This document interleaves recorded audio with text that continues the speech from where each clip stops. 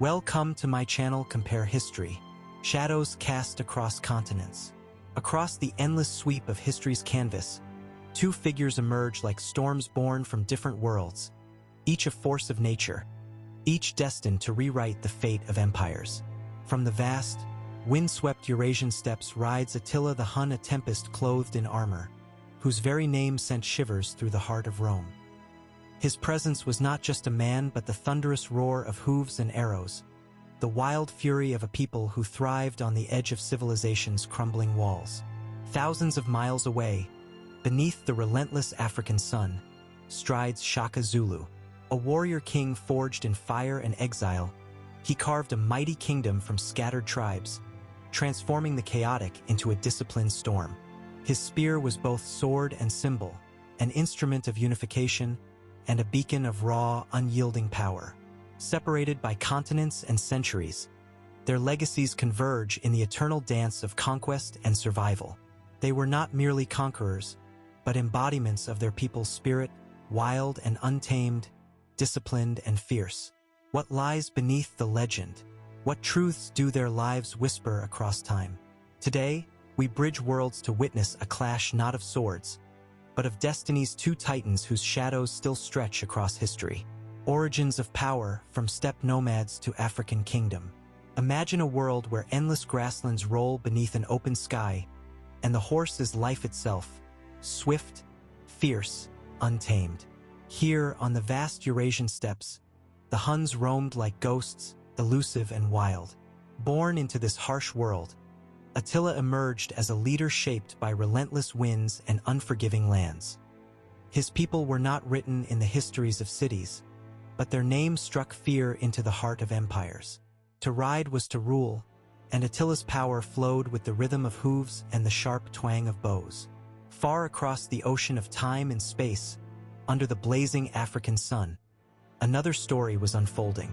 Shaka was born amidst scattered clans, in a land of rugged hills and thornbush. Exiled and underestimated, he grew from hardship like steel forged in fire. Unlike the roaming nomads of the steppe, Shaka's power took root in the soil, uniting tribes, building a kingdom where none had stood. His was a power born of vision, discipline, and transformation. Two leaders, born worlds apart. One the wild storm of the steppe, the other the steady flame of the African veldt. Each would harness the spirit of their people, shaping history with the fierce will to survive and conquer. This is where their tales begin, the roots of empires forged in dust and blood, masters of war, tactics, technology, and transformation. The thunder of hooves was the heartbeat of Attila's power. Born on horseback, the Huns were warriors in constant motion, their lives bound to the rhythm of the steppes.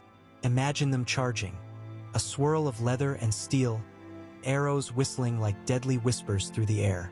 Attila's cavalry did not merely fight. They danced a deadly ballet, retreating only to turn and fire with uncanny precision. The Parthian shot, a backward arrow loosed at a pursuing foe, became a symbol of terror. Across a continent and centuries later, Shaka transformed war itself. Where once tribal skirmishes had been chaotic and fragmented, he introduced a new order, discipline carved into every movement. Picture rows of Zulu warriors, gripping their short stabbing spears, the Iklewa, standing shoulder to shoulder behind massive cowhide shields. Their formation, the bull horn, spread wide and enveloped enemies with swift brutality. This was not mere battle, it was a revolution. Shaka's warriors were no longer scattered hunters but a unified storm, striking with coordinated fury. Where Attila mastered the wild dance of mobility, Shaka forged discipline into overwhelming power, each tactic a step toward empire. The politics of power, governance, and empire building. Power is more than conquest. It is the art of holding dominion over souls as much as land. Attila's empire was a sprawling web of alliances, tributaries, and fear. Imagine a throne room where tribal chieftains bowed, bearing gifts, their loyalty tethered by threat and reward. His rule was swift, autocratic, and fragile, held together by the roar of horses and the promise of devastation. Shaka's kingdom was a different vision. Here, power rooted itself in unity and identity. The scattered clans of the Zulu became one people, bound by shared rituals and fierce loyalty. Shaka's court was a crucible where warriors and elders forged a new order, discipline and ceremony weaving together the fabric of nationhood. Two paths to power, one carved by the whip of fear and rapid conquest, the other by the steady hand of statecraft and cultural rebirth. Both men knew that the sword alone cannot sustain an empire.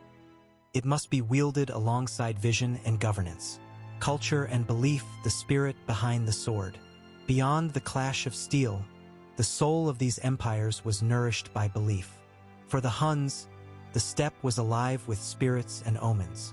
Picture a shaman, draped in furs, chanting by flickering firelight, interpreting signs from the heavens and the earth.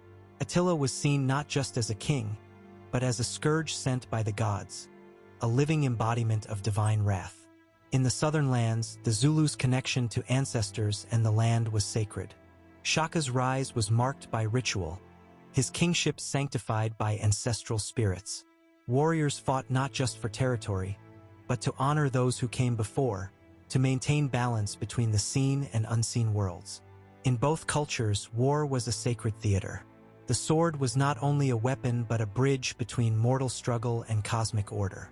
Their power was wrapped in mystery, faith, and the unyielding will of their peoples.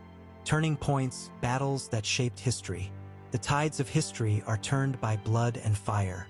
On the Catalonian plains, Attila faced a Roman-led coalition, an epic storm that would decide the fate of Europe.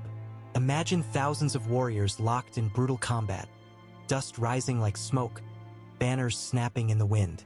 The battle was savage, fierce, and indecisive, but it halted the tide of the scourge of God. Then, the ruins of Aquileia, burned and shattered, bore silent witness to Attila's ruthless siege, a stark warning to any who dared defy him. Thousands of miles away, atop the rugged hills of southern Africa, Shaka's forces met their foes at Cockley Hill. Visualize disciplined Zulu regiments advancing with precision, encircling their enemies like the tightening grip of a predator. This victory was not just a battle but a declaration, the birth of a united kingdom, forged in sweat and steel. These moments were not mere clashes of arms. They were crucibles where legacies were forged and destinies reshaped. The burden of leadership, death, and legacy. Power's flame burns bright and often burns out too soon. Attila's death came suddenly, shrouded in mystery on a night meant for celebration. Without his fierce hand, his empire splintered, a fragile web unraveling beneath the weight of ambition and betrayal. Yet his legend grew, etched deep into the fears and stories of Europe. Shaka's end was darker still, a betrayal from within. The warrior king, once invincible, was felled by kin, the very people his vision had bound. But his spirit lived on, in the fierce pride of the Zulu nation, their warriors marching still beneath banners born of his dreams. Both men's deaths remind us, greatness is a fragile gift, and empires are but fleeting shadows cast against the relentless march of time. Reflections on empire, titans bound by fate. Two warriors, two worlds, yet bound by the same relentless pursuit of power and meaning. Attila the Hun and Shaka Zulu were men shaped by land and legacy. One wild and swift as the steppe wind, the other steady and unyielding as the African sun. Their stories ask us to ponder the nature of leadership in times of chaos, to be both creator and destroyer, tyrant and unifier. They remind us that history is not written by peace, but forged in the fires of conflict and ambition. And so we stand at the crossroads of their legacies, not to crown one greater than the other, but to see reflected in their lives the eternal dance of humanity itself, of rise and fall, of power grasped and lost, and of the unending quest to carve meaning from the raw materials of existence.